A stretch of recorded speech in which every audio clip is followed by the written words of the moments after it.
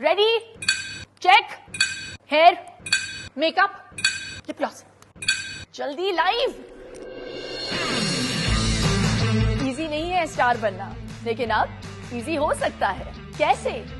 जल्दी live app download कीजिए, India का पहला social live streaming app. Talent दिखाओ, फैंस बनाओ और पैसा कमाओ।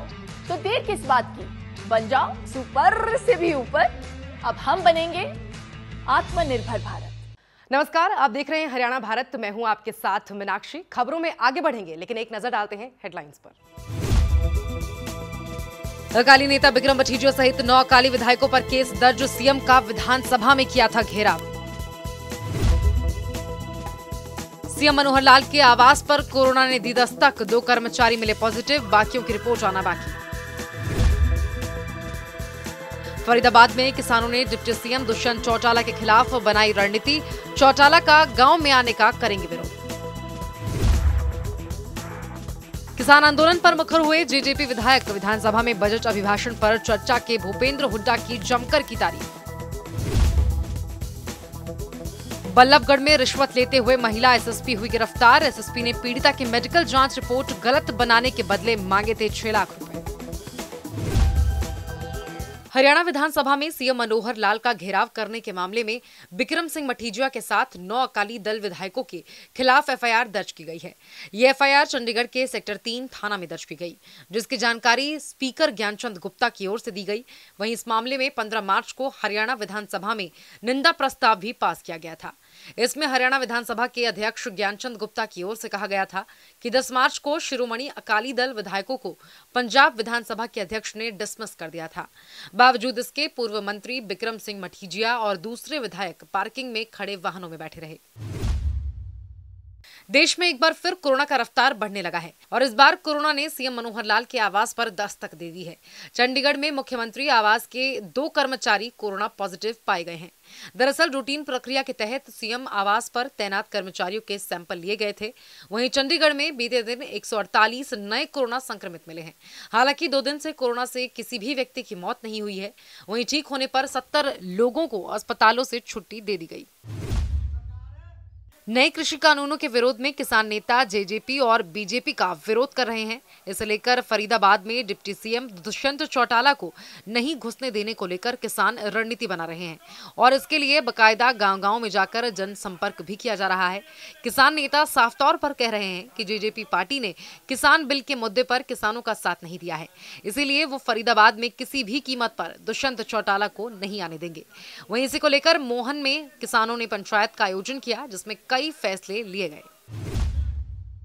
हमारी किसान संघर्ष समिति, मजदूर संघर्ष समिति ने जो फैसला लिया है कि भाई हमारे लिए जो 31 तारीख को चौधरी दुष्यंत चौटाला जी यहाँ 21 तारीख को जो आ रहे हैं, उनका भारी विरोध किया जाएगा, क्योंकि वो लोग हमारे किसानों के खिलाफ हैं और हमारे किसान किसी भी कीमत पर किसी भी बीजेपी नेता को, जेजेपी नेता को बिल्कुल बर्दाश्त करने के बिल्कुल मूड में नहीं है। वो नहीं चाहते कि हमारे इलाके में हमारे लोग जब रोडों पर है, संघर्ष कर रहे हैं और उनके बीच अगर कोई होली मनाता है तो हमारे बच्चों की, हमारे किसानों की, मजदूर भाइयों की कैसी होली, कैसी दिवाली, तो हम उसका विरोध कर रहे हैं सभी लोग।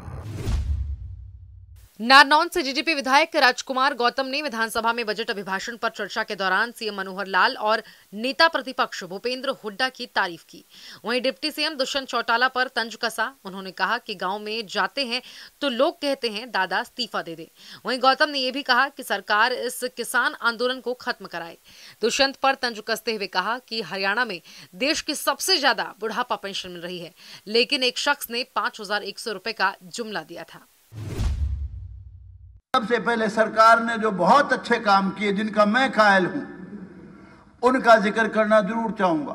हिंदुस्तान में सबसे ज्यादा पेंशन सिर्फ हरियाणा में है, 2500 रुपए। हालांकि हमारे एक भाई ने 5100 का, ये तो जुमला होया करे उसमें इलेक्शन में, भाई किसी तरह वोट लोग दे जाएं, 5100 कह दे भाई, 51,000 कह दे, कुछ कहते, लेकिन फिर भी 2500 रुपए हमारे बराबर के प्रांत में पंजाब में सिर्फ 1500 है। दिल्ली छोटी सी स्टेट है, 2000 है, सब जगह कम ही कम है। 2500 रुपये करने के लिए मैं मनोहर लाल जी का धन्यवाद करता हूं। बल्लभगढ़ में एक रेप केस में रिश्वत लेने के मामले में महिला थाने में कार्यरत एसएसपी सुमन को विजिलेंस टीम ने रंगे हाथों गिरफ्तार कर लिया। दरअसल एसएसपी आरोपी से रिश्वत ले रही थी। फिलहाल उससे पूछताछ जारी है। आरोपी महिला पुलिसकर्मी रेप के आरोपी 1,70,000 रुपए पहले ही ले चुकी थी। सोमवार को 10,000 रुपए लेते गिरफ्तार किया गया।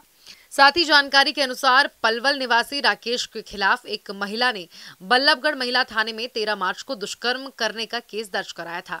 इस केस में थाने में कार्यरत एसएसआई सुमन जांच अधिकारी थी। बताया जाता है कि एसएसआई ने आरोपी का नाम निकालने और पीड़िता की मेडिकल जांच रिपोर्ट गलत बनाने के बदले आरोपी से 6 लाख रुपए की रिश्वत मांगी थी। पलवल जिले में कोविड वैक्सीन टीकाकरण महाअभियान के तहत स्वास्थ्य विभाग की टीमों ने 52 गांवों में वैक्सीनेशन का काम शुरू किया है, जिससे अधिक से अधिक लोगों को कोरोना का टीका लग सकेगा।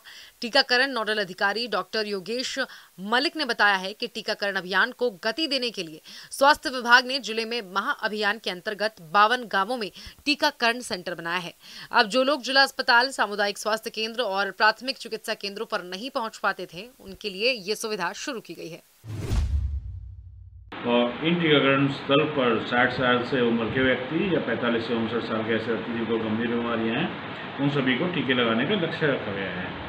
और हिदायतों के लिए कोविड के पूरा व्यवहार, जो कि हम शुरू से कहते आ रहे हैं, मास्क और 2 गज की दूरी अभी भी ज़रूरी है, वैक्सीन भी ज़रूरी है, तो ये चीज़ें ज़रूरी हैं। तो लोगों से ये अपील है कि सारी हिदायतें बढ़ते हुए अपने सेशन सेंटर पर जाकर अपना वैक्सीनेशन अवश्य करें।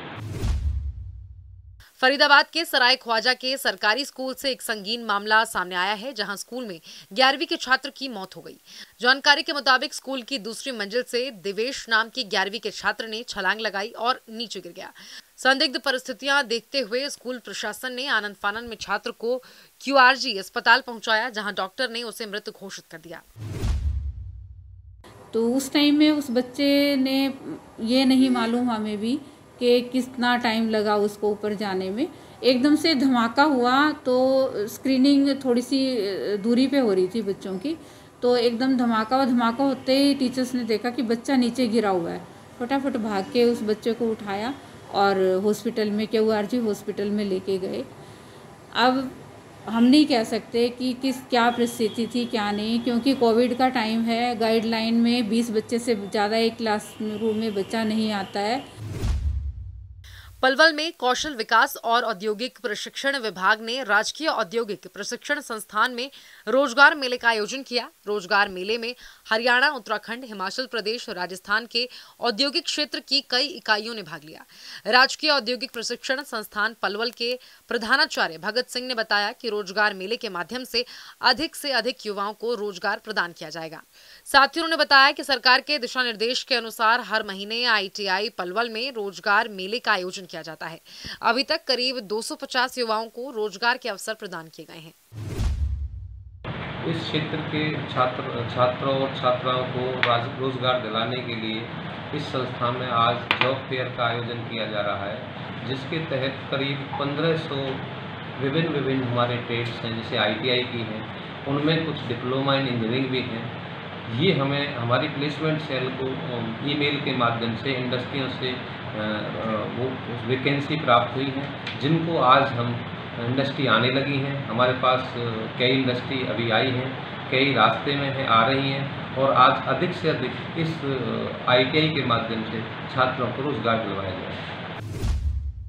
खबर यमुनानगर से है, जहां मुखर्जी पार्क के पास किराए के मकान में रहने वाले एक व्यक्ति की मौत हो गई। इस मामले की जांच कर रहे जांच अधिकारी जसविंदर सिंह ने बताया कि नेक बहादुर नेपाल का रहने वाला था और जगाधरी के मुखर्जी पार्क में अपने कुछ साथियों के कमरे में कल दोपहर को गया हुआ था, जहां उसने खूब शराब पी रखी थी और ज्यादा शराब पीने के बाद उसकी मौत हो गई।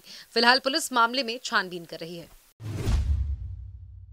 ये नेक बहादुर नाम का व्यक्ति है, नेपाल से आया था कई सालों पहले से। यहाँ फैक्ट्री में मजदूरी वगैरह करता था और अपने दोस्त संजीव के पास आया था, जिन्होंने बताया कि शराब के नशे में था, बहुत ज़्यादा शराब पी हुई थी और बोले भी मैं शराब ज़्यादा पी लिया, आज मैं आराम करना चाहता हूँ। तो नीचे कमरा खुला था, उसमें ये लेट गया और दोपहर के टाइम जब इसको उठाने की कोशिश करी तो उस टाइम इसकी मौत हो चुकी थी। लेकिन ये इसका परिवार हमने नहीं मिला, किराए पे रहता था, कभी कहीं लगातार एक आदमी के पास इसने काम नहीं किया, मजदूरी है, कभी यहाँ में भी कभी वहाँ में भी। तो हम इसकी खोज कर रहे हैं, इसके परिवार से संबंधित किसी गांव का कोई बंदा मिले, और इसलिए हम यहाँ तफ्तीश के लिए आए हैं। हरियाणा की तमाम खबरों के लिए आप बने रहिए हमारे साथ और देखते रहिए हरियाणा भारत। नमस्कार। Ready, check, hair, makeup, lip gloss, जल्दी लाइव। इजी नहीं है स्टार बनना, लेकिन अब इजी हो सकता है। कैसे? जल्दी लाइव ऐप डाउनलोड कीजिए, इंडिया का पहला social live streaming app. Talent दिखाओ, फैंस बनाओ और पैसा कमाओ। तो देर किस बात की, बन जाओ सुपर से भी ऊपर। अब हम बनेंगे आत्मनिर्भर भारत।